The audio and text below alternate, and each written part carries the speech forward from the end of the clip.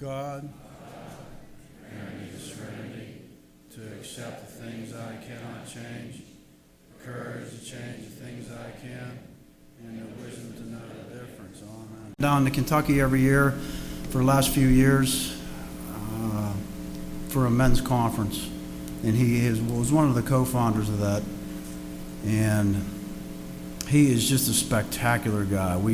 Everything about it, when I picked him up at the airport, he'd look down the escalator and give me the nod, and from then on, it's been good the whole time. So I'm not going to get into a whole bunch of stuff. He's a great guy. So help me welcome Harold from Taylor, Missouri. Harold, I'm an alcoholic. How we doing? Hey, let's have a big enthusiastic hurrah for the guys in the Orange Church who busted tail for us tonight. Yeah!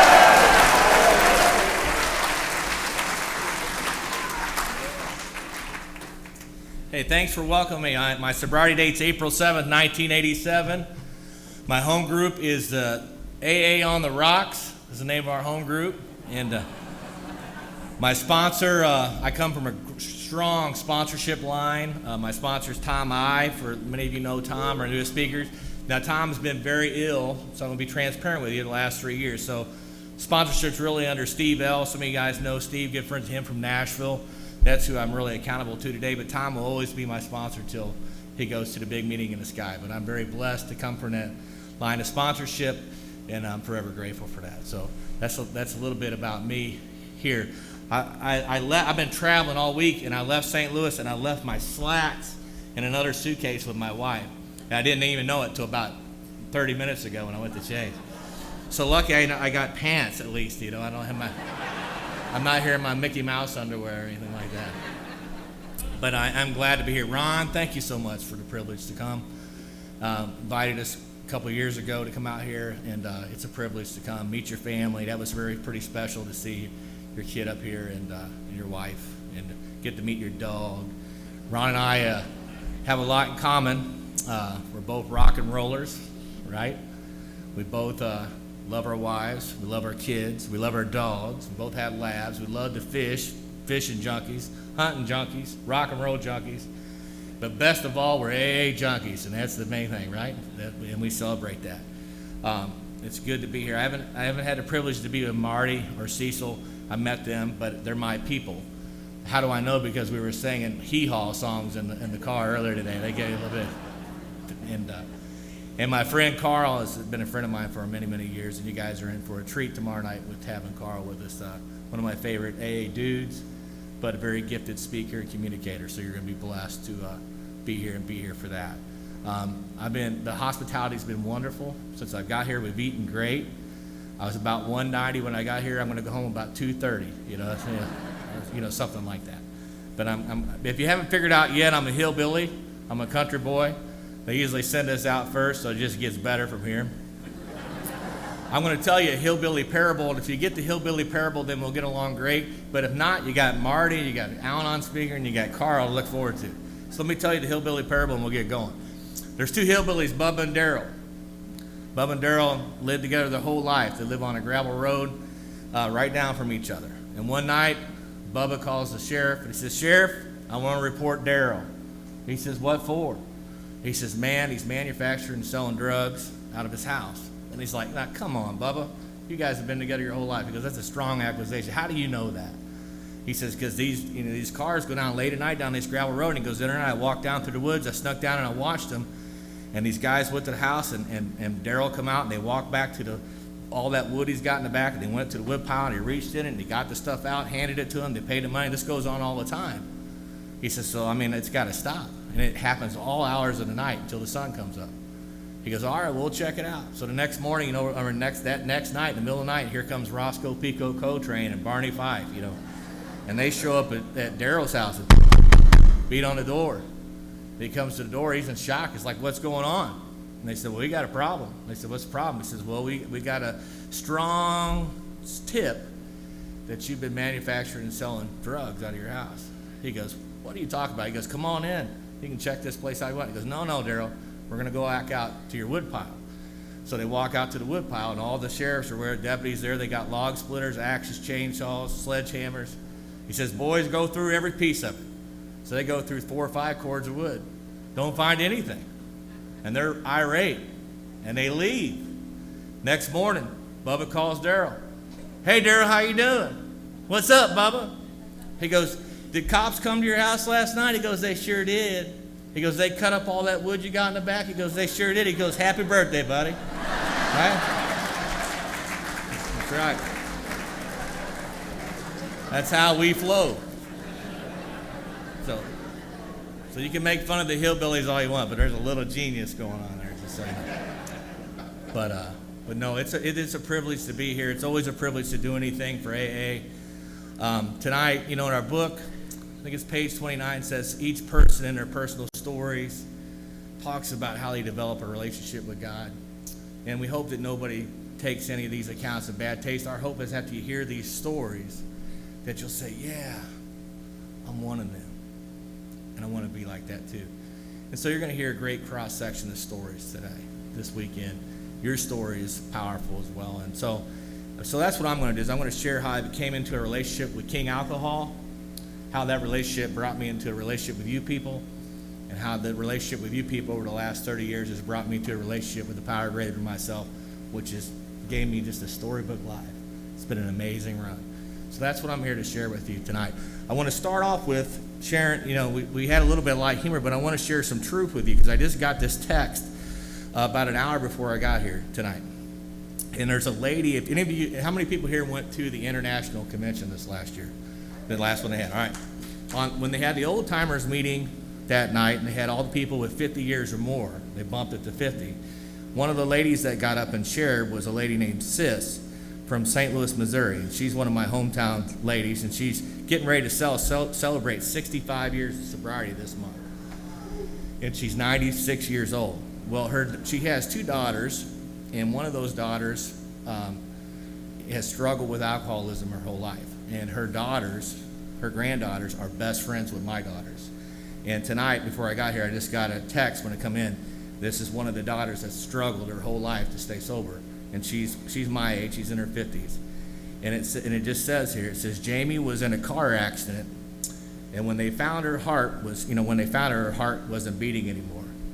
They brought her back, but she's lost all the oxygen to her brain. And she's on a ventilator tonight with 0 brain activity. It's a heartbreaking deal for my kids and for Sis and for our AA community back home. So I just ask you to pray for that family tonight. I'm a big believer in prayer. But it also shows the reality of just how powerful this thing is. And it's a taker. It takes a lot of great people, and it's going to probably take her life as well. I was born on the west side of Missouri, right on the Oklahoma-Kansas border, to the greatest mom on the planet.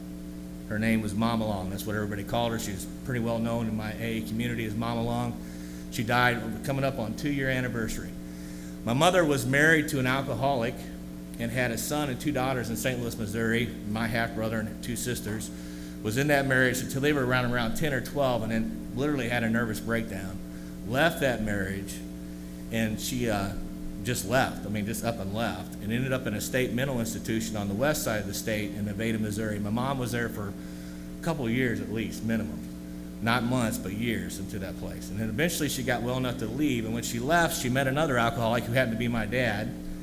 The rendezvous started over. I came out of that marriage, but after about 2 years in that marriage, that's when my mom, no Alan or anything, but just her own spiritual walk, finally, just said, I can't do this anymore. And she ran him off, and it was just her and I, no other family, no grandparents, nobody. It was just my mom and I. No money to speak of. Lived in beat-up old houses. We shared the bathroom with the lady next door till I was 7. We just didn't have a lot of money. But 2 things my mom gave me that saved my life, no question, is my mom told me she loved me on a regular basis, and my mom instilled in me that there was a power greater than myself.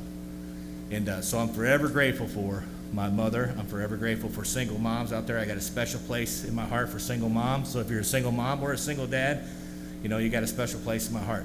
It's tough being raised by a single mom who's been married to 2 alcoholics, because when she sits down to tell you the birds and the bees story, the moral of the story is all bees are scumbags. That's the moral of the story, right? It's the moral of the story. Put it that way.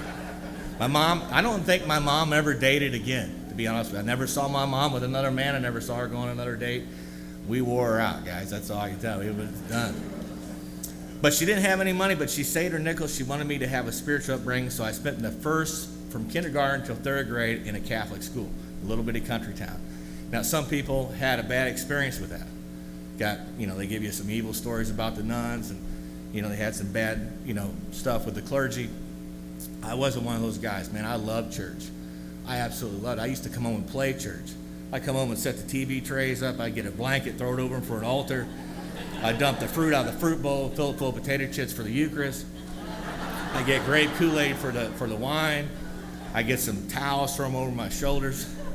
I'd bring a few people over, save a few souls. It was a great day in my house. Right? I loved that stuff. I was driven.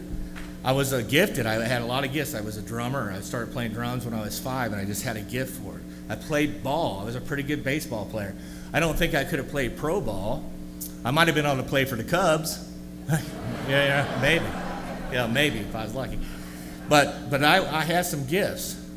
But I also had this thing that we talk about, and really sometimes we don't talk enough about it, but I had this spiritual malady that existed inside my life that separated me from God or higher power, but it also separated me from you. It's described many, many forms in our book. Page 64 describes it as a spiritual disease, as a spiritual malady. But the malady was all over me. Now, I didn't understand that at that time, but as I look back through inventories of my life, I can see how the malady owned me and drove my life. The book talks about on page 63 that, the personality of alcoholics were driven by 100 forms of fear, self-pity, self-delusion just drives us. But at that, that fear drove me at that age of my life. I mean, what you thought of me at that age paralyzed me, absolutely paralyzed me, even at that young age. But the news got broke to me. My mom, I was around 8 years old. My mom said, "I got some news for you." And I go, "What's the news?" She goes, "We're moving." I said, "Where are we moving to?" She goes, "We're moving all the way across the state to a suburb of St. Louis and to a mobile home park. And we're moving." And I like, "Why are we moving there?" She said, "Because you got a brother and 2 sisters that I didn't even know existed. I didn't even know these people were alive." So we made this shift, and we moved from that little country town to the suburb of St. Louis and to a mobile home park, which you would have thought would have been a big downer for a lot of people. You're going to move into a mobile home to a trailer park. For me, it was a big step up. And I had 2 rooms, one for all my drum equipment, my own room. I had Kiss plastered and Kiss posters, Chopper posters. I loved it. But what happened was we no longer had the funds for me to be able to go to a private school anymore, and I was taken out of that sheltered life. I was really living a very sheltered life, and I was, really threw out into the dark world that we still exist today. And I got onto that world, and I went to that school, and it was overwhelming. I had long hair, even at that time, and I was just out of sorts. I dressed like a country kid. Everybody else dressed different, so I immediately started to change the way I dressed. I don't know if any of you own bell bottoms, but I got those big bell bottom pants, right? I got me a pair of those. I had brown suede hiking boots with the red shoestrings. I got me a blue jean jacket. I ripped the sleeves off. I had a USA patch. I had a peace sign. I had a headband I made out of a piece of belt. I took the thumbtack out of my Kiss poster, shoved it through my ear. I had pimples. I had freckles. I had a gap tooth. I looked like a freaked out Howdy Doody is what I looked like, if you ever saw it. Exactly what I looked like. Once in a blue moon, I'll put on, Throwback Thursday on Facebook. I might throw one of those pictures out there, and people go, "Yeah, pretty freaked out Howdy Doody right there." But I got into that, and the peer pressures of life, hit me real quick, and I started to cuss, and I started to smoke, and I started to do other things besides alcohol. I mean, alcohol was come later in my life, but this is all going on right around the age of 11. And I started doing all those things. Now, my mom drank her whole life, all the way up to the time she died. My mom would always have cheap beer in the refrigerator, and she'd always have a 5th of Old Crow underneath the sink, always. Now, I can't stand up here and tell you if I was one of those guys that snuck a drink or took a sip off a beer. I can't tell you that. I can't honestly stand here and tell you that. My first real drink, when you grow up without a dad in your life, and I would have told you when I got here and looking at inventories that, I only met my dad a handful of times. Actually, the last time I saw my dad, I was being sentenced for a crime. And that was at the age of 13 years old. That was the last time I physically saw my dad at that point in time. So I would have told you it was no big rift between me and my dad because he was never a part of my life. But as I've done many, many inventories, I finally discovered there's a great big hole in my soul that's in the shape of a dad. It had a huge impact on my life. And one of those impacts was that I hung around older guys. A lot older guys, a lot older teenagers, guys in their 20s, even in their 30s. Being a rock and roll drummer is easily accepted in those circles, but it has a lot of ramifications from that. We come here, all of us come here, and every one of us sitting here tonight has a hand. If you want to look at it as like a deck of cards, we've all been dealt a hand. And some people's hands are just a little bit tougher than others. We got some really tough cards, and then we usually got one or two, maybe three good cards in our hand. And those are always the cards we want to play, And the book even talks about it. It just says, more than most people, the alcoholic lives a double life. So sometimes you can come to these events and you just want to lay out the good cards and you don't want to talk about the ugly ones. Or you can come to a convention like this weekend and you come here and always with your two best cards, never going to pull out the other four. And it holds you hostage. So I won't be able to cover all those cards tonight, but I will share with you about four of them right now just to make sure I cover them. But some of the dark cards that I didn't want anybody to know about or talk about in my life was one I was sexually abused by a lot of these pretty, evil guys, a lot of these guys growing up in 11, 12 years old and not knowing what that looked like or what that was all about, but it had a major impact on my life. So much so when I was living on the streets, even by 15, that, it wasn't uncommon, 15, 16, 17 years old, having a few sexual encounters with women that were old enough to be my mom, Those are some cards that that I probably won't spend a lot of time talking about, but I want to know they exist in my life, absolutely. So there's some tough cards that go along the crowd. I came in Alcoholics Anonymous, and I was just pretty busy playing music and doing stuff my first year, but then eventually I got a girl pregnant in Alcoholics Anonymous my first year sober, and she was not, and I was just going into my second year. She was brand new, 6 months, coming out of Al-Anon, but she was pregnant.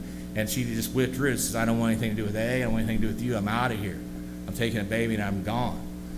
And I had to try to fight that. I filed a paternity suit, and she ended up, and I think she was having a fling with this guy the whole time, but she married this guy, and they filed a countersuit to adopt this child, and it took forever and a day to go to court, and I was almost 3 years sober when I went to court for that. And I went to court. It was the only time in court that I really felt like cards were stacked in my favor. And I went to court, my mom was there, my wife, kids were there. My new kid was there. A lot of people from AA were there. People from my work were there. But when I got up there, this prosecuting attorney ate my lunch, for my criminal past. And at the end of that judge hit that mantle and said, we think it's in the best interest of this court to remove your parental rights as a father, and we're going to go ahead and grant the adoption and case dismissed. And I was crushed in half, And I went home. It was the worst sentence I ever got in my life. And I went home. And I crawled up on the couch, and I just couldn't believe what happened. But there's a part in our book when it says that, we look back on our life and we see where we made decisions based on self, which later put us in a position to be hurt. That was still some of my activity. And I didn't have alcohol to point to no more. I didn't have drugs to point to no more. But those are some of my cards. Those are some of the cards that sometimes we can come up here and it just sounds all like roses and pie. But I want to make sure I lay those cards out there for you, because we're not going to probably spend a lot of time talking about that stuff. But there's some people here that come here with those cards, and they're stuffed in their pocket, and they got their two best cards out here to show. And we go through our life like that. And we're just programmed that way. I mean, alcoholics are great, but the truth is never good enough. We want to fabricate or elaborate on whatever's going on in our life. Just the way it is sometimes isn't good enough. And we're masters at it. We're so good at it. It's like the fisherman who was standing on the riverbank. The little kid comes down and goes, hey, mister, did you catch any fish today? He goes, yeah, if I catch this one and one more, that'll give me 2 for the day. And the kid walks away and goes, man, that's awesome. We ain't caught nothing, But he can't just say I didn't catch anything. My first sponsor, Roy, told me, he says, Harold, there's 3 things I know about alcoholics. 1, they lie. 2, they lie. And 3, they lie about lying. And so to be transparent is a very tough task for all of us. But I just want to lay those cards out there to let you know it hasn't been all bells and whistles. I was married for 15 years. In 2008, that marriage ended. My wife, at 5 years into it, got addicted to prescription drugs. I hung in there 10 more years with that. It was a very tough thing to go through. Carl and I talked a lot about that. We got similar stories with that. It was a very hard thing to do. She's physically and mentally disabled today because of her addiction. It's did everything but cost her life. It was a tough gig to go through in my sobriety. So those are some of the cards that I could easily left in the stack and not reveal to you people today. So I want to lay those out there for you. But what happened is that I got into this thing, and I started doing that stuff, and this guy called me up, my buddy Steve, and he was a lot older than I was, and his parents were in Florida. He says, "Hey man, I'm having a party, why don't you come over?" I was just going on 12 years old. And I went over to his house, and I never really been to a really party. And he's in there, and there's girls, and there's smoke, and there's dope, and there's loud music, and he's behind the bar being the big shot. He's like, "What are you drinking, man?" I never had anybody ever ask me that in my life. He says, "What are you drinking?" I had no clue how to answer. I said, "Well, I guess whatever you're drinking is what I'm drinking." He goes, "I know what I'll fix you up." And he fixed me. I remember like it was yesterday. He gave me a big green glass full of ice and slow gin and Coke. He says, "Here, go suck on that." So I took that, and I went over and sat on the couch for a while, trying to get the courage to finally take a pull off it, right? But I finally took a pull off it. It tastes like cough syrup. I said, "It's not so bad." Not so bad. And eventually I started to get that sensation in my jawbones like we all get. And I started to get a smile on my face. A smile like I ain't never had before, ever in my life. So I took another pull, and the smile got a little bigger. And I took another pull, and it got bigger. Eventually it wrapped all the way around my head right here. And that's what alcohol, that's the effect it had on me the very first time I drank. That should have been a foreshadow of my whole life, because I got as sick as I've ever been off alcohol that night. I've said my first foxhole prayer that night. I lied about my alcohol condition that night. Everything that was going to be a foreshadow of how my life and my relationship with King Alcohol would be happened that very night. And I can't stand here and tell you if I got up the next morning, I just dove right back into it. But I know it wasn't very long. I wanted to do it again. I wanted to experience it all again. And my life totally shifted. And because we didn't have any money, I shifted into a life of crime. And I robbed the manager of the trailer court. One of the dumbest things I could have probably ever done, but I robbed the manager of the trailer court with a couple other guys, and we got busted. One of the most humiliating things for my mom in the world, and got arrested for that crime. And it wasn't very long, just months after that, I got arrested again, and I got sent to a boys' home, and I wasn't even 13 years old yet. Now, I would have told you when I got to AA that I didn't have any fear, that I wasn't afraid of anything. I would have fought you over it. I mean, I would have stepped outside with you in a heartbeat and thrown down on that. If I would have been one of those guys in the late 90s or early 2000s that had those little lowrider Chevy S10s with the no fear stickers, I would have been one of those guys. I would have had the no fear sticker. I really believed it. But as I discovered, as I peeled back the onion and inventories, I realized that fear drove my life. And this is a classic example of how, when they talk about 100 forms of fear, self-pity, self-delusion driving your life, this is what they're talking about. This spirituality, this is the malady. You can call the malady whatever you want. You can call it alcoholism, you can call it king alcohol, you can call it the wasm, you can call it the evil, the lower power, the dark side, the devil himself, Satan, power, sin, I don't care what you want to call it. But it's definitely a dark force. It's cunning, baffling, powerful, and it attacks the mind. I call them the boys. And so here we are. I'm getting sentenced to go to this boys' home, and the boys are in the back of this car, and this is a conversation they have with me. I don't know how the boys talk to you, but this is how they talk to me. I got names for all of them, too. But this is where they talk to me, and this is what they said. This is 100 forms of fear talking to you. Man, you can't go to an all-guys camp with the name Harold. The name Harold sucks. And then they shut up, and you sit and think about that. So this is the 70s, and I'm thinking, man, that name does suck. I can't think of anybody cool with the name Harold. And the only two people on TV at that time, some of you are old enough to remember this commercial. There was an Alka-Seltzer commercial on at that time, where this big heavyset guy is sitting on the edge of the bed, and he says, "I can't believe I ate the whole thing." Right? Remember that? And that lady's in the back hollers, "Yes, Harold, you ate the whole thing." So I had that going on. All right. And then you had this cartoon on that ran on Saturdays called Fat Albert. Remember that? Hey, hey, hey. And who was the dumb kid on there? Oh, Weird Harold. Yeah. That was it. So I agreed with the boys. I thought, that name sucks. And they said, you can't use your middle name because my middle name is Eugene. You can't go into an all-guys camp with the name Eugene. And my last name was long. So if you take that acronym, it spells hell. And that's what it was like trying to be cool with that name. So the boys and I figured out before we got to this exit that I would change my name to Jeffrey Allen Long, and that's what my name stayed till I came to Alcoholics Anonymous. But yet I would have told you I didn't have any fear when I got here. That's how much fear drove my life. What you thought of me paralyzed me. You absolutely owned me. I had a lot of good people in my life. Really good people try to help me. But by the time that right to myself, I'd already planted that right to myself. I don't know what age that was. It was long before alcohol came into my life. I'm going to do what I want, how I want, when I want. If you don't like it, too bad. Screw you. That had already cemented itself into my heart and into my mind. This is how I'm going to live my life. I wanted to party, rock and roll, and just go get downtown. That's what I wanted to do. And people just had a lot of problems with that. I got out of there, and I got in more trouble, and I ended up getting arrested. And that's when the Department of Corrections really came into my life. I got sentenced to a juvenile penitentiary system for a 5-year sentence at that time, and I started that sentence, right at age 14. I got out of there fairly quickly, and I had got in some more trouble, and I was arrested again. And they gave me an ultimatum. This was in 1979, and I was held up in a Dare County Detention Center, and that's where I was exposed to AA for the very first time. So my very first AA meeting was in a correctional facility, and they brought the meeting in, and I can't tell you much about it. I just know it was an AA meeting. But they gave me an ultimatum. They said, Harold, they said, you got two choices. You can either go back to Boonville Correctional Center for another 2.5 years, or you can go to treatment for 30 days. Now, I quit school when I was 13, so I knew I had enough math to know that 30 days was a hell of a lot shorter than 2.5 years. And I said, well, I'll go do the treatment. So I went into treatment. I was just turning 15 years old, and I went into a treatment center for the first time. And I went into the treatment center with no desire to do much of nothing other than to satisfy this thing for the courts. So I went there, and back then, you're talking 1979, you're talking 1980. This is when all the treatment center counselors, most of them were just AA members. Everything was built around the 12 steps. Everything was about AA, and this is what you did.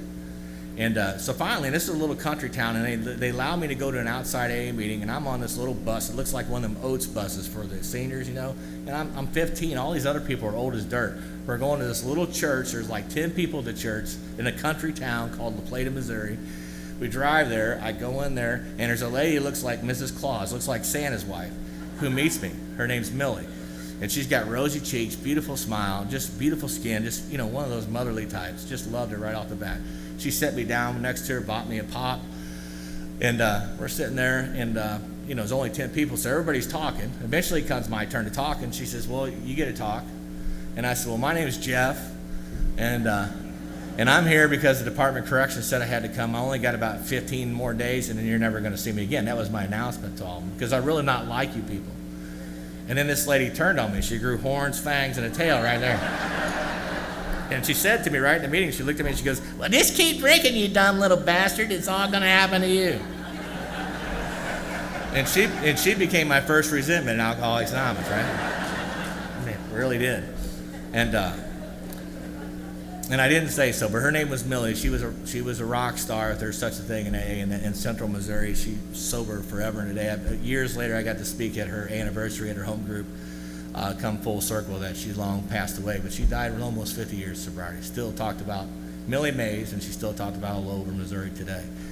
But that was my first encounters with that. I played rock and roll music, and it was just right after that I was playing on the town square, Kirksville, Missouri. Last song on a Sunday morning, had a seizure. First time I ever had a seizure. I had a seizure on the very last song, Ozzy Osbourne, Crazy Train.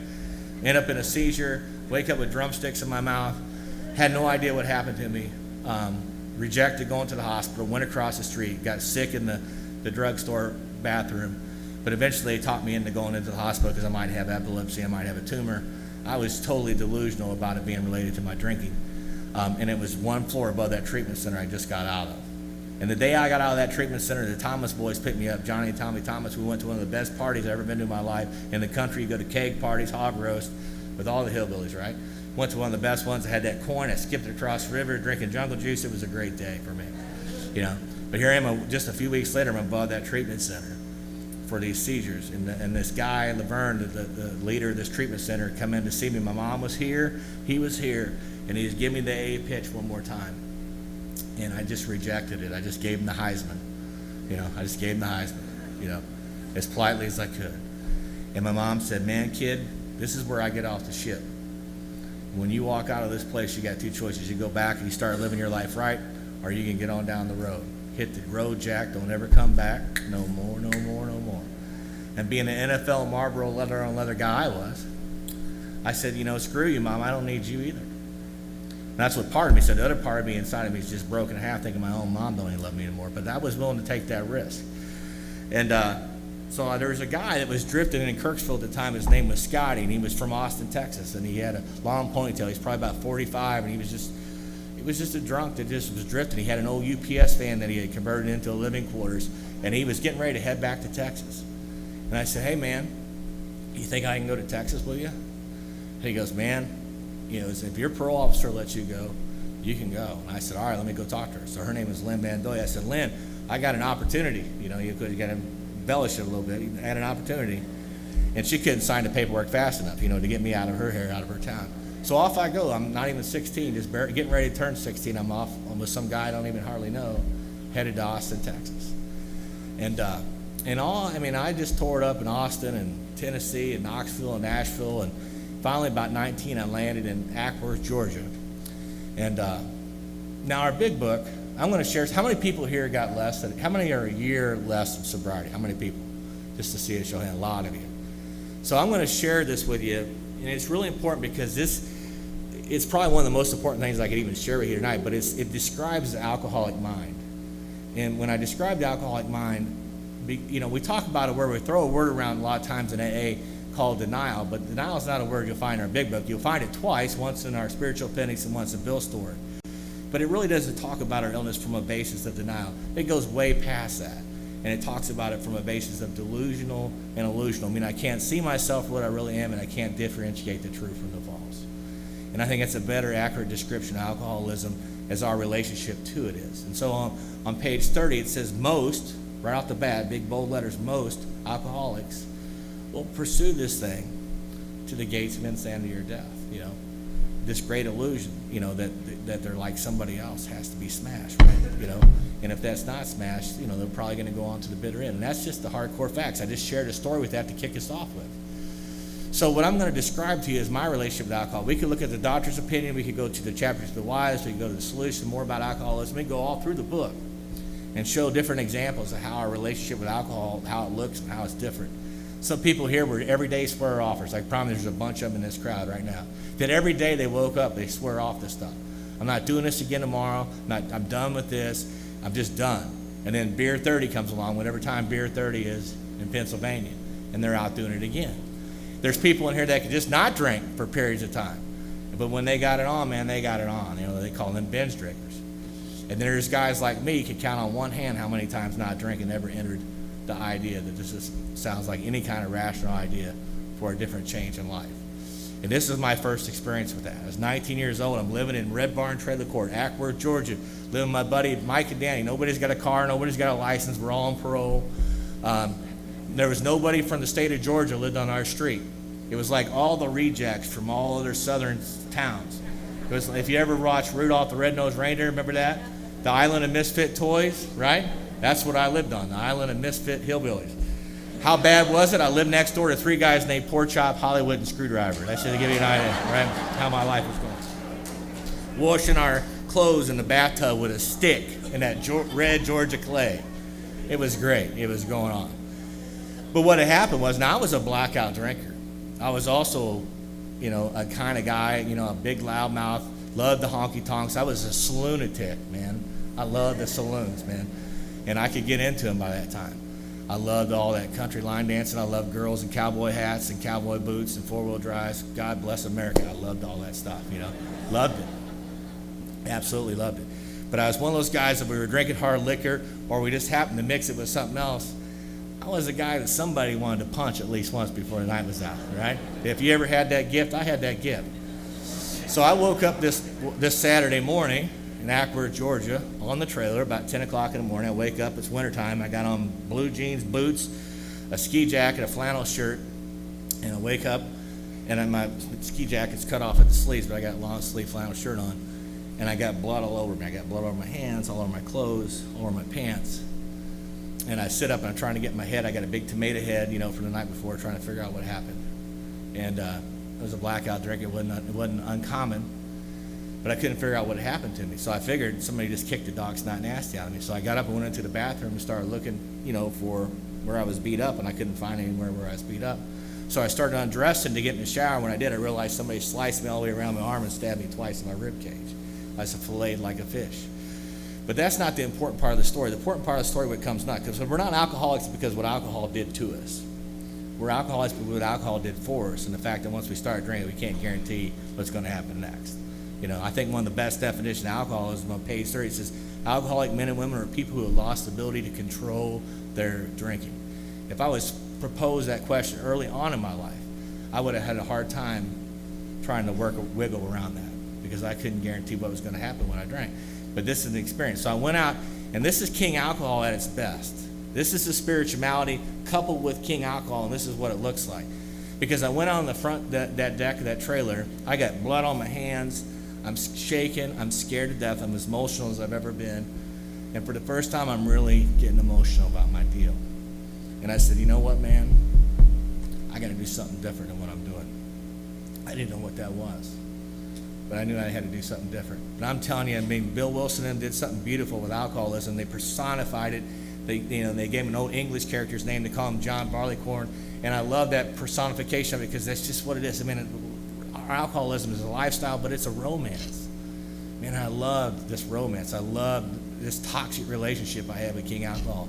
But it was just like John Barleycorn was sitting right there with his arm around me. And I call him the great compromiser because he'll compromise with you. And this is the alcoholic mind. This is what he said to me. He said, and I'm sitting there going, man, I got to do something different. And he says to me in the most subtle voice, which sounded just like me, my dialect and my accent. And he simply said, you know what, kid, you're right. You do need to do something, and you need to do it quick. But man, before you do anything drastic, grab that old army jacket and let's walk up here to the Magic Market and get a quart of beer and a pack of smokes. It's the best advice I heard all morning, because there was nothing between me and it, right? There was nothing between me and the next drink. I had no power. Lack of power was my dilemma. So I walk and I succumb right to the idea to get in the coat. And before I ever got there, you know how it goes. Before I ever got to the Magic Market, I'm already feeling better. The sense of ease and comfort's already coming over me. I'm feeling better before I ever got there. And I get the quart of beer, come out, psh, made that noise we all love. And that little I Dream of Genie popped out on top of that bottle. Right? And it was the last time I ever thought about not drinking for a while. Pulled that thing back, hitchhiked to Marietta, Georgia, got sold up, and the game was on. I came back to St. Louis. I had my first DWI conviction when I was 15 years old. I had 2 more before I was 17. Now I'm 21 years old. I get arrested for a 4th DWI conviction. A few weeks later, I'm playing music over in Illinois across the river in a rock and roll bar called Granny's Rocker. Coming home with 4 other guys in a car. I'm in the back seat, passenger. 3 o'clock in the morning, we get pulled over on the highway by a spotlight. And we sit there forever and a day, and we're all heavily intoxicated. And eventually the spotlight goes out, and the truck peels out, and it was just a couple knuckleheads in a pickup truck, with a spotlight messing with us. And we end up in a high-speed chase with them coming back towards St. Louis, and they're swerving at us, we're swerving at them, and we're going fast. And they're in the fast lane, and eventually they whipped that truck just a little too hard. When they did, it shot that truck over the embankment, and it flipped numerous times. But by the time it landed, it destroyed the truck and killed everybody inside the vehicle. And by the time I got home that morning, which is well after daylight, it was just like somebody took my heart out and just chopped a piece of it off. And as I sit here today, I don't know that I ever got any of that really back ever since then. I don't know if I ever get that part of me back. But it was just a level of demoralization I never felt before in my life. And I was just as much a part of that whole deal as anybody. And I came in there, but again, there's nothing between me and it. There's nothing between me and the next drink. I had no solution. I had no power. Lack of power is my dilemma. So I'm sitting here, and John Barleycorn's right there and going, man, this is a terrible thing. Why don't you go in there and get a cheap can of that Schaefer's beer and let's think this thing through. It was total insanity. 11 o'clock in the morning, I'm sitting there pounding this Schaefer's beer, trying to make it all go away. I'm behind the wheel of a car just a week later, arrested for a 50 WI conviction, felony DWI charges, parole violation, 21 years old, and a lot of trouble. And I'm laying in that jail cell in my underwear, weighed $140 tops, and that was it. That's when I got down on my knees and I said the most honest prayer I've ever said in my entire life. Simply 3 words: God help me. I didn't know what that looked like, but I meant it with all my heart. God help me. And from that moment, as I stand here today, I've never picked up another drink of alcohol from that moment to this day. Now, I didn't know what that looked like when I got off the ground. I knew I needed to go back to a treatment center because I had a huge court trial going up. So that little place where that little Santa Claus woman had planted a seed 200 miles from St. Louis. That's where I went because that's where the seed was planted. And I migrated up there, and I went to this treatment center again. The same one, and it was a different name, but the same place that I'd been in all those years before. And I checked in, and I still had those seizures. My buddies called an episode, and I still had a few more of those, so they kept me in detox a little longer. But eventually the day comes, and I get this knock at the door. And this little guy steps in. He's about 5'5", and he looks like George Burns. He's got prison-issue glasses and a Kansas City Chiefs hat on, little mustache and goatee, and a smoker's voice. Smoked his whole life, and he only been sober about 2.5 months. And he said, "Yeah, my name's Gary." I said, "Yeah, what's up, Gary?" He said, "Well," he's got a piece of paper and a clipboard. He goes, "You're on the list." I said, "The list for what?" He goes, "The list to go to outside meeting. You can come to an outside AA meeting if you want." I give him the Heisman quick. I'm not interested in going to no meeting. I didn't go there to go to AA. It was the furthest thing from my mind was to go to AA. And so he just politely walked out of the room. But then he did something beautiful, man. He did something awesome. He opened the door back up, and he stuck just his head in there. And he looked at me, and he says, "Hey, I want you to do me a favor." And I said, "What's that?" He goes, "I want you to try really hard to smile and get it over with." And then he just shut the door and left. And I'm sitting there thinking, what the hell does that mean? What does smile and get it over with mean? But I'm telling you, it was just like a breath just came inside me. This sense of willingness got me, and next thing I know, I'm standing on my feet. And the next thing I know, I'm shuffling out the hallways looking for this guy. And I finally found him. I said, "Hey, man, yeah, you still going to that meeting?" "Yeah." I said, he goes, "Why?" I said, "I think I want to go with you." He says, "Good." I said, "Why?" He goes, "I can't get anybody else to go." And I knew I swallowed a hook, man, on that deal. But we went out, and it was great. It was only a two little story treatment center. We go down, and you know the alcoholic car. There's probably some of them parked out here tonight. You guys probably parked a few of these cars. You could pass the hat in the front row and pay for this car. And then we're walking out there, and and as you're walking to it, you're like, "Man, I hope that's not the car." I mean, you're hoping it's not the car. And there's no exaggeration. It's a 1970 pea green Plymouth Duster, piece of crap car, dust all over the place, pamphlets all over the place, stereos hot wired in, big box speakers in the back seat, no exhaust, holes in the floorboard. He cranks this car up, whom, whum, whum, whum, whum. Carbon monoxide's just pouring through the floorboard. Your eyes are burning. And he takes off to the meeting. This little country town, man. Whum. He's got a smile wraps around his head. He's got the new guy. And he starts firing off the pitch, man. He starts giving me the pitch, trying to tell me how great his life is. And I'm looking at him and looking at his car. I don't think I invented the word right then. I'm like, "Dude, I hate to break it to you, but it looks like your life sucks to me." I mean, I'll be honest with you, right? And he was, you know how we are. He's quick. He's like, "Well, really?" He goes, "Well, tell me about your car." I don't have a car, right? I'm in bad shape. He goes, and he's got that sarcastic grin. He goes, "And rumor has it you got a little court trial coming up, big boy." And I said, "Yeah." But this is when the magic happened, because I was so defeated, and I think that's where we got to be. I was so defeated when we got to that meeting. He says, "Hey, man," and he kept calling me Harold because I guess that's my legal name was on the stuff. And he says, "Harold," and I just submitted to it. I just was defeated. And he says, "Now, Harold, when we go into this meeting tonight, this is a closed AA meeting. Now, I know you've done other things besides alcohol. And you're from the country, you're a hillbilly, so you probably slept with a few farm animals, you know. But when you say you're alcoholic, he has a very broad definition. But if they call on you, let's hope that they don't, but if they would call on you, you just say, 'I'm Harold, I'm an alcoholic,' all right? Are we good with that?" And I've been Harold the alcoholic ever since. Yeah, pretty much covers it. But I went to that meeting that night, and I didn't want to be there, very reluctantly. And the guy speaking, his name was James. I'll never forget it. It's warm out like now. He's got a stocking cap on, and he's got a pair of glasses on. One of the lenses is missing. This is the speaker giving the pitch, you know. And he's trying to tell me how great his life is, and I'm like, I wanted to cut my wrist right there, but you know, right there, I just wanted to cut my wrist, you know. Somebody's, you know, "Hey, I got a job today at Burger King." All right! I'm like, what? Are you kidding me? Burger King? You're applauding that? And it's amazing. But I asked the guy next to me, I said, "How long you got to go to these meetings?" That was a serious question. "How long you got to go?" And he goes, "Until you want to." I said, "Well, it's going to be a hell of a long time before I want to go to these meetings." And I came back, and all that was on my mind was the trial. Tom, sponsor Tom, has a great quote. Now, I don't know if it's his quote, but I'll just peg it to him. But Tom says when preparation meets opportunity and God does the introduction, great things can happen. I kind of got a different phrase from it. I call it spiritual mathematics, because we're in a spiritual atmosphere, and when we really give ourselves to this power greater than ourselves, 2 plus 2 doesn't equal 4 anymore in the realm of the spirit. And the impossible becomes possible, and if you stay here long enough, you see all kinds of mind-blowing things happen. And it's no doubt about it. It's from God himself or a power greater than ourselves.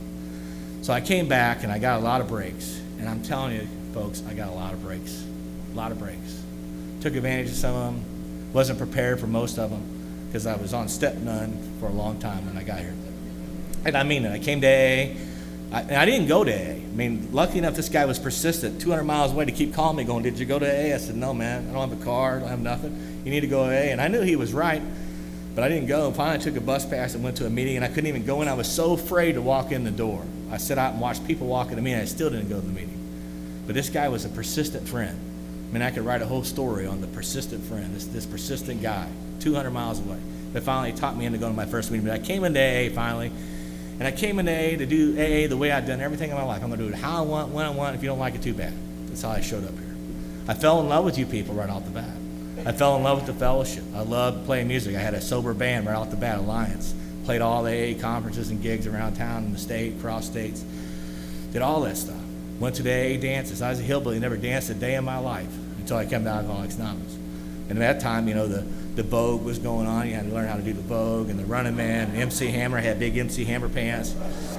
And I was out hitting the clubs at night. You know, I couldn't wait for the Lord's Prayer to get over so I could burn out to go to the clubs. I would go to the meeting dressed up like one of the Bee Gees, I'm telling you. I got a picture on my phone. I can prove it to you. I mean, it was pretty pathetic. But and I had a whole group. There's a whole posse of us. You know, it looked like the Bee Gees sitting in a meeting going, "Hey, man, come on, we got to go." But that was where my life was at, man. And I had this trial. I got a lot of breaks. I went to the trial that night. It was at night, Maplewood, Missouri. Same judge, both cases. A lot of trouble. But tornadic weather, really bad weather, lightning, tornado warnings, power's out. I was the 8th guy on the docket. I didn't go up to the courtroom. I sat down by the soda machines because I really wanted to run one more time. And the guy come down, the judge come down, or the lawyer come down. About an hour later, he says, "Man, the good Lord is looking out for you." That's exactly what he said to me. And I said, "What are you talking about?" He said, "We're up there." He says, "All this chaos with this storm outside. Everything's knocked out. Everything's down." So I just went over and made my pitch to the prosecutor, gave him my pitch. He reduced your DWIs to C&Is. You're not going to get your parole revoked. You're going to pay me a hell of a lot of money. And you're never going to drive probably ever again. But hey, I'm like, praise God. You know, praise God. But I came to AA, and that's how I did AA for the first 3 years. And I stayed sober on the fellowship. And that was it. I didn't work any steps. I didn't. And I told you some of the consequences and the poor choices right off the bat that I made in the beginning of my recovery that cost me a lot. But at age 25, I finally crashed and burned in recovery. And I went to this guy named Roy who knew me the whole time. And I said, "Roy, will you sponsor me?" Finally asked the guy after 3 years to sponsor me. And I went to his house. And he says, "Man, tell me about your story." He goes, "I know you're around, but just tell me about your deal." I said, "I'll tell you about my deal. Roy, I'm 25 years old. I live in the basement of the house. I don't have an education. I don't even have a GED. I have a criminal record. I don't have a license. Probably never have a license. You can take the word sucks. You could bold it, highlight it, put it in Christmas lights, and hang it." That's where my life was at 25 years old, and I hadn't drank in 3 years. And he listened to it with grace. And he wasn't the most graceful guy, but he listened to it with a lot of grace, a lot of love that day. And when he got done with my little rambling, all I did was roll out a big blame list and excuse list of why my life was the way it was. But when I was done, he said, "Harold, man, tough gig, man, tough life, no doubt about it. But here's what I want you to hear." He goes, "I heard what you had to say. Now I hope you're going to hear what I got to say." And what he told me changed my life. He said, "Harold, there's no doubt about it. You've had a tough life. No question about it. But man, I'm telling you, as you sit here at my kitchen table, right this now, right this day, everything you have in your life, right this second, you have because of the guy you become. And the day you're man enough to own that truth, that what you have in your life right now is who you become. The day you can own that, it's the way you're on your way to some real change. But until you can own that, you're going to do what your dad did. My dad stuck a shotgun in his mouth and pulled the trigger. That's how my dad quit drinking. Or you're going to go out the door and you're going to try the game again because you're not happy about your sobriety. I know you don't think so today, but trust me, because you only got two options here. You're either going to grow or you're going to go. And I knew what he was going to tell me. I got to work the steps. I could tell you how it works by heart. I could tell you the traditions by heart. I could tell you the steps by heart. I could tell you the preamble by heart. But he didn't go skin deep. It was just a bunch of words on paper. Because I had such a self-reliant worldview to how to change my life. I needed a new car. I needed some kind of license. I needed a few $100s in my pocket. Call me crazy, but I think you could be a little bit more spiritual if you got a few $100s in your pocket. Call me crazy, you know. Just call me crazy. You know, I needed a better girlfriend, better job, better place to live. List goes on and on and on. But our book, when it goes back to the malady, what's it say? When we put our spiritual life, when we get our spiritual life in order, all the rest of it falls into place. It's called spiritual mathematics. All I knew was worldly mathematics. And it was right there in front of me the whole time. Everything I was looking for was right in front of me the whole time. Call it crazy. If that's not insane, you go to a 12-step program for 3 years and never work the steps. But that's about as crazy as it gets. And I was doing it. I was on step none. I loved it when we were at the International this year. If you were at the International, I think it was a Friday night speaker, come out and said it. It was awesome. I about died laughing. They come out and said, I did everything right in AA except 12 things. I just fell out of my chair. I loved it. I was like, amen, brother. I'm with you on that. But my life crashed, and he got me to start these steps. I didn't think these steps would change my life, but they changed my life. And it didn't happen in one big cataclysmic explosion, but it changed my life. And the problem was I was never prepared for the opportunities. Opportunities were coming my way every direction, but they were just flying by because I wasn't prepared to receive them. I wasn't mentally prepared. I wasn't spiritually prepared. I was not prepared. But finally, I started working these steps. I started doing this deal. I started doing those inventories and talking about some of those cards I laid out right at the beginning. Stuff I swore I was never going to tell anybody. Crimes I committed that I never been held accountable for. The sexual stuff. Because 99% of an inventory, the stuff we don't want to talk about, it's either a crime I committed that I didn't get caught for, or it's in our sex inventory almost all the time. And that's where all my stuff was at. But I was able to start sharing that stuff and dealing with that stuff. And things started to happen in my life. It was amazing how my life started to come together. I got to the 8th step, and my sponsor had me do my 8th step on 3x5 index cards. And here's what I can tell you. In my life as a sponsor, it's 30 years as a member coming to AA. I've heard a lot more 4th and 5th steps than I ever heard 8th and 9th steps. And it ain't even a close ratio. And I'm telling you, this is where the magic's at, you know. Because here's the truth about it. When I was in that jail cell in 1987, I got down on my knees and I asked God, as honest as I've ever sought in my life, to come into my life. He did immediately. Now, I didn't wake up to that truth for several years in AA, maybe even close to a decade. But when we were writing a workshop for one of the prison groups we went to, we were writing a 12-step workshop out, and I'm going through Bill's story, and I'm reading Bill's story on spiritual experience, and he's writing and going, you know, most people's experience comes, you know, it gradually goes, but for me it was sudden and profound. And I'm sitting there thinking about that truth and that statement. I'm going, you know what? As I reflected back, you know, when I asked God to come in my life in that jail cell, I ain't never had a drink of alcohol ever since. I had to tell you, folks, God's impact on my life was sudden and profound. I just didn't wake up to it for a long time in my life. And it just took me a while. But here I am, you know, and we're going through this stuff, but I'm just telling you. So I was right with God immediately. I was 100% complete right with God the minute I got on that cell and said, God, here's my life. I can't do this no more. Here it is. And at that moment, I came 100% complete with God and didn't even know it. Didn't even know it. And I spent years in the program trying to, through some kind of, you know, spiritual application, some performance-based spirituality, thinking I had to do something to get right with God, and I've been right with God the whole time. My biggest problem was I wasn't right with you. You know, that was my biggest problem. So I avoided the steps like the plague. I did my 3x5 index cards, and I had a huge stack of these cards for my list. And but my sponsor started, you know, as we're going through it, he goes, well, what about this guy? What about that person? What about her? And I'm like, and then one of them was my dad's brother, my Uncle Bob. He says, well, what about him? And I said, well, what about him? He says, well, are you going to put him on the list? I said, why? And he goes, well, I mean, he's your uncle. I said, yeah. I said, I saw him once when I was 5. I never did nothing to the guy. He says, you ever call him? No. You ever send him? No to all your answers. No, I didn't do any of that. And then put him on your list. Oh, whatever, man. I'll put him on a list. Reluctantly put him there. And for years, this is how this went when I was going through my 8-step list. You know, and 5 years go by, 10 years go by, 12 years go by, and I only got like 4 cards left in my stack. I had a pretty great experience doing all that. But here's my Uncle Bob, who I don't even know if he's alive or not, who I've just resisted for 12 years to even consider calling this guy. But finally, I get the courage to call him. And I look him up on the internet, Robert and Betty Long, Buffalo, Missouri. I said, well, that's got to be my Uncle Bob, and how can it not be my Uncle Bob? So it was Christmas time. I write a Christmas card out. I put a little summary of my life, my story, and why I was even reaching out to him. And immediately I get a card back. And then they call me to confirm I got the card. They were just overjoyed and excited to hear from me all these years later. They thought I was dead. They thought I was incarcerated still. And I said, when they called me, I said, I need to come to your house and see you in person if you'll welcome me. I really need to do this in front of you. And they said, well, you can come to our house. We'd love to see you, but all this other stuff you're talking about, we don't care about that, but we'd love to see you. And I said, well, I really need to come and see you. And they said, great, we'll welcome that. So I drove 3.5 hours to Buffalo, Missouri. And there's a beautiful promise in the 9th step, and it says 9 times out of 10, the unexpected is going to happen. And that's been my experience. And that's a pretty good promise, that 90% of the time, this thing's going to go off better than anything I could come up with. And I drive to Buffalo, Missouri. Of course, the boys, the dark side, the maladies right there trying to sabotage it all. But I'd done enough stuff to not just say, thanks for sharing, now leave me alone, man. Go to Chicago and bother some Cubs fans or something, leave me alone.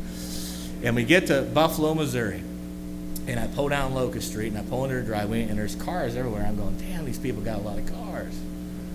It's 1 o'clock on a Thursday. And I get out, and I'm a nervous wreck, and my Aunt Betty comes out on the porch, and she looks at me, and she goes, well, he looks like a long.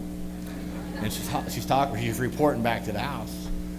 And I walk up, and my Uncle Bob comes out on the front porch, and he gives me a firm handshake, and his exact words to me was, welcome home, son. We're glad you're here. And I walked inside his house, and every one of his kids, grandkids, and a whole bunch of cousins took off work that day to welcome me back in their life. And as I sat there with tears pouring on my face, I had just 2 things going on inside me. 1, how awesome our fellowship is. But 2, how this malady was still operating full force in my life. Robbed me of this opportunity all these years. Just robbed me of it. I wouldn't want to see a pie chart, ladies and gentlemen, of how much the maladies cost me in my life. I probably couldn't handle it. It would probably break my heart. I probably just couldn't handle it. But it was an amazing thing, and I had an amazing ride with him. My Uncle Bob died a few years ago. He was a postmaster for 40 years in this town. He was a Baptist minister for 40 years in this town. Went to his funeral. Half the town come to his funeral. And my Aunt Betty said, you'll sit in the front row right next to me. And probably one of the best compliments I ever got in my life was from my Aunt Betty that day. Because she squeezed my leg and she whispered in my ear, and she goes, boy, Little Harold's what she called me. Little Harold, that's what they call me. You remind me a lot of your Uncle Bob. It was one of the best compliments I ever got in my life. And I just seen Aunt Betty just on Labor Day weekend. And of course they had a big hoedown and food. It's awesome every time I go there. It was just an amazing ride in that journey. I've been blessed over. I've got 2 daughters of my own, Danielle and Sarah. Danielle was born in 1992. I didn't know I could fall in love with a little bald-headed woman with no teeth. I didn't ever think I would, until they handed me one, said, here you go. And she's awesome. She just graduated the University of Houston with her teaching degree, and she's living there. She survived the flood by the grace, by luck, really. And but she's a school teacher this year. The other daughter, Sarah, she's in college in St. Louis. I'm married now to Susie. Susie has 3 kids, 2 more daughters. So now I got 4 daughters and 1 boy. So all these daughters is God's way of getting even with me, I can tell you. But they're awesome. I really got a great life when it comes to that. I really am blessed at this point in my life. I know there's people out here tonight who got kids that are lost out there in the dark side, battling addiction, battling alcoholism. Some of you have lost children. Some of you have buried children. Some of you have buried more than 1 child. I get it. I know the pain. I'm just share with you the pain that goes on in this thing, and I get it. I really do. I want to share with you now as we wind down this evening. Ultimately, what changed my life. The biggest things I've done in AA that have changed my life. My first sponsor, Roy, told me, Harold, if you do these 2 things for the rest of your life, you will have a storybook life. And I'm here to report to you, it's the gospel truth. He says 2 things I want you to do for the rest of your life. I want you to make sure that you have a new guy that you're working with all the time. And if you don't have a new guy, you stop what you're doing, you get out your rod and reel, you get your bait, and you go fish where there's fish. But you're up a new guy. Always have a new guy in your back pocket. Secondly, I want you to go somewhere once a week where you don't want to end up. You could pick where that's at. I don't care where it's at, but if you stay committed to going in somewhere where you don't want to end up once a week, and you do those two things for the rest of your life, you'll have an incredible journey here. And it's been the absolute truth. In 1990, I started that in the Salvation Army Harbor Light, Skid Row Mission in St. Louis on Washington Street. Went every Thursday night and every Saturday morning for 3 years. Hardest place I've ever done Alcoholics Anonymous. Toughest place, most broken people from this illness. But it showed me so much. It taught me so much. It taught me how to do that. In 1993, I got a phone call, and a guy says, "Hey, man, would you be willing to come out to this prison and talk?" And I started laughing. I said, "Dude, do you know who you're talking to?" And he goes, "Yeah, I know who I'm talking to." I said, "Man, they're not going to let me come into that prison." He goes, "Man, I think you've been on paper long enough now they'll let you come in." I said, "Okay, well, let me put it this way. Even if they would let me come in, I did 25 push-ups the last facility I walked out of, swearing off I would never come back to one of these places ever again. So I'm thanks, but no thanks." He goes, "Well, I'm going to check out my side. Why don't you run that other part by your sponsor and call me back?" Right? Well, you know how that went, right?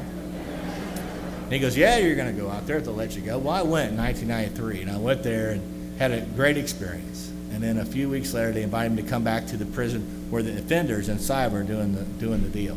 They put on the whole program. It was an all-day deal. And they blew me out of the water, man. And they blew me out of the water. And, of course, it was a bait-and-switch thing, because at the end of it, there was a whole purpose for bringing us there. At the end of it, they go, "Well, hey, now, I'm glad you came. Hope you had a great program, but we really need your help. We got a maximum security prison in St. Louis, outside of St. Louis, that needs some guys. Would you be willing to start a meeting there with them?" And I said, "Yeah, we'll do that." And we started that in 1993, and that's where I go every week. And I've been going since 1993 to a maximum security penitentiary. I could spend the rest of the day, all weekend, next weekend, and into the end of the year, to share with you the blessings that came out of that. I'm going to share just a couple stories as I close out tonight. But it's powerful stuff. In 1996, we're in a maximum security penitentiary. We're doing our big book workshop. It's the only way we could work the steps with the guys. So we wrote an actual workshop just for the inmates. So these guys signed up for this special workshop, and that's how we work the steps with them. When an inmate walks into a prison meeting for the first time, 6 months it's like this. Why? Because they listen with their eyes and they think with their feelings. They listen with their eyes and they think with their feelings. And they have to make sure we're authentic, that we're really what we say we are. But after 6 months, their arms come down.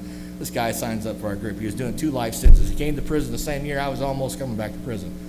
He had 2 life sentences. He had second-degree murder charge for killing his father. That's how far resentment will go.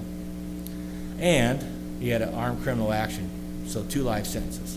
1996, he already been in prison from 87 to 86. He shows up in our group with his arms crossed. But eventually he puts his arm down after 6 months and he signs up and he starts to work the same 12 steps that I worked to change my life, and hopefully the same 12 steps to transform your life. And I'm watching spiritual mathematics take place in this guy's life right off the bat. And I watched him go through, and by this time when he started our group, his wife was divorced, his mom no longer came, his grandma no longer came. He starts working the steps, his life starts changing.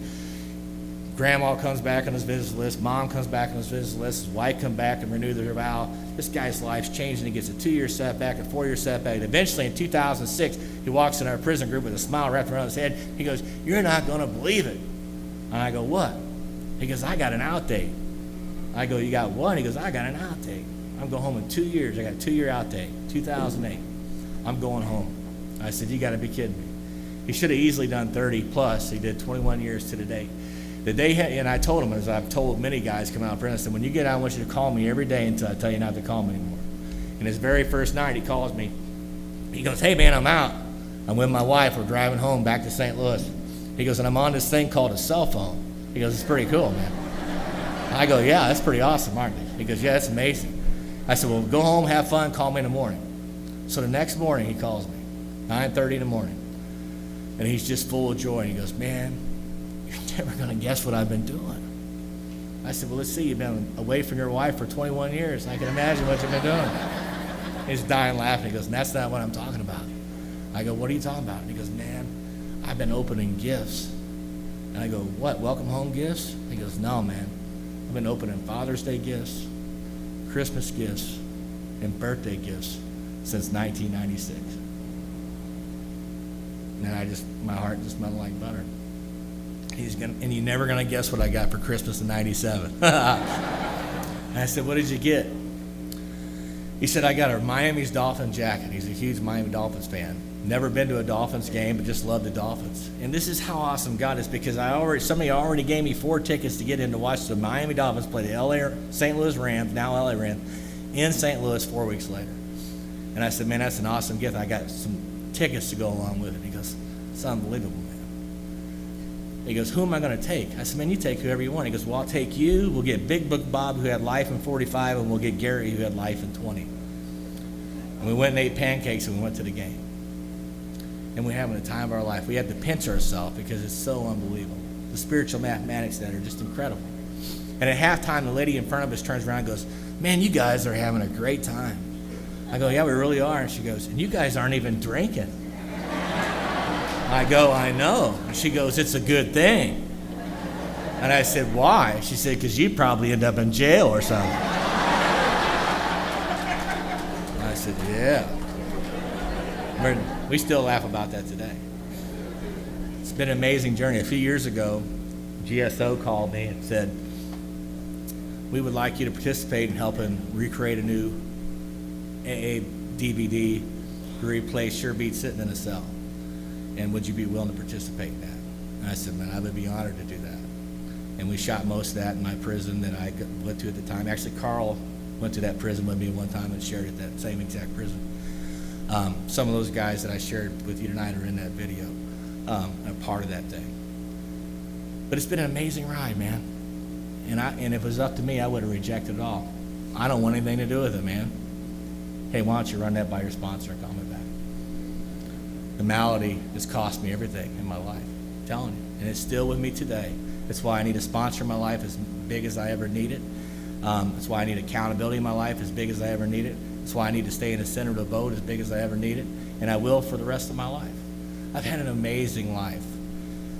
My life today, what do I do today? I mean, I went back to school when I was in school. I finally had to go get a GED. I went to get a GED. I knew I couldn't pass it, so I had to sign up for classes. I'm already very successful in the business I was in, making really great money. Really didn't need to go back to school, but I wanted to pursue it. Sponsor said, go get your GED. I tried it in prison and couldn't do it. He says, just go. I went and signed up for prison classes, and a lady walks in to teach the GED classes with a bunch of other weasels. I mean, weasels, because they're all 15, 16, 17. And now times have changed. You know, I had a KISS thumbtack shoved through my ear. These people look like they fell down the nut and bolt section at Lowe's and got up and went with it. So, huge shift, you know, from when I was in. Huge shift. Things really changed. So I'm sitting in the front row with a suit and tie on, GED class. The lady, Sherry, walks in. She's the same lady who teaches GED in the prison. And she turns around and sees, she goes, what the hell are you doing? I said, I'm taking your class. She goes, get out. I said, get out, I'm here. She goes, you're kidding me. I said, no, I'm here, I'm your student. And then there was a little guy down here, he had a mohawk, all kinds of colors, leather jacket, chains, tough guy, you know how they are, he's tough. And I can't help but look at him, he's got this haircut. And it reminded me of a joke, and he finally mouthed off to me, he goes, what are you looking at, dude? And I said, well, I made love to a parrot one time. And I'm wondering if you might be one of my kids. His name was Ronnie. And Ronnie said, good one, dude, and we became pretty good buddies after that. But I passed the GED. I did really well on it. I got invited to go to a college. I went to a Christian school. I finished my undergrad. I did my MBA, finished on a dean's list, finished with honors.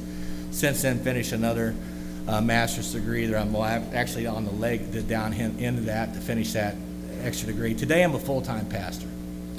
That's what I do today. I lead a church, and I lead a couple other ministries, and do a lot of stuff with social justice. That's where my life's at today. And that's where I'm going to be leaving about 3 o'clock in the morning to head back, because I got to do a wedding tomorrow afternoon at 2 o'clock in Illinois. But how do you go from there? I mean, if you're sitting here tonight and don't think there's a God, to go from where I was at, to having the privilege to walk into the front door of somebody's life and help them take the biggest commitment, one of the biggest commitments they'll ever make for the rest of their life, to watch their babies born, to go help them put them in a grave, to have the honor to stand up with them and walk side by side with them. Where did I learn to do that? From you people. My mama died 2 years ago. In May 2013, she was at my church, and I was preaching that day. She's sitting right where Carl was at. My mom's a diehard Catholic, never been in a Protestant church ever, probably, but she was there that day for Mother's Day. And she was sitting there in the front row, and the lead pastor at that time came out, and he says, he had 2 plants. He says, I got 2 plants to give away today on Mother's Day. I'm going to give one to this lady, and I'm going to give one to Mama Long. And he walks over and gives the plant to my mom. And then he hands her the microphone. Before he handed her the microphone, he goes, Mama Long, we love you. And we love everything you've done for this kid. And everything you've done meant to this kid. You've done so much for this kid and turned his life around. He's meant so much to our congregation. We can't thank you enough. And she hands him they hand him the microphone. And my mom grabs the microphone. And this is what she said, folks. She goes, don't thank me. Thank Alcoholics Anonymous for this kid's life. And I said, great, Mom. You just blew my anonymity in front of 500 people. Way to go. But my mom knew the deal. My mom loves you guys. My mom died 2 years ago. When she died, she was in the hospital, and I was there for her the whole time. She got diagnosed with cancer, never left the hospital. 8 days later, she died. But I was good with my mom. I was good with my siblings that come in there, man. I done the work. I done that stuff. I was good with you. I've been good with God the day I gave my life to him in that jail cell. But now I was good with everybody. And what a freedom that is to live. My mom died. Her closing words were, she had a little CD player I had for earphones, and I went to put them on her ears, and her eyes opened for the last time. You could see the death in her eyes. And she looked at me. She couldn't talk, but she's like, what are you doing? I said, hey, Mom, I'm putting on your favorite singer. She loved Frank Sinatra. I said, I'm putting on Frank Sinatra. And she barely whispered with her voice. Her last words was, well, everybody needs a little blue eyes. That was my mom's last words. And when it came time to do the eulogy, my siblings said, man, there's no better person than you to do it. And I stood up there, and it was the hardest talk I ever gave in my life for my mom. That was just 2 years ago. But what's cool is that my home group sponsored the break room at the funeral, at the wake. And my sisters and my brothers were just blown away by you people. You showed up by the groves. About 20 of us, all of them with life sentences or longer, got our picture together in the lobby of that funeral home. It's an amazing journey here, folks. If you always have a new guy and you go somewhere once a week where you don't end up, you'll have a storybook life. I've had an amazing run here. I've been overly blessed. I thank you for the opportunity to come to your conference. I thank you, Ron, for the privilege to be here. I think good to meet you guys and to hang out with my buddy Carl. I've been blessed 100-fold. I pray for Jamie, pray for Sis, who I mentioned before, pray for our friends in Florida. Thank you for everything, and most importantly, thank you for my life. Thank you very much.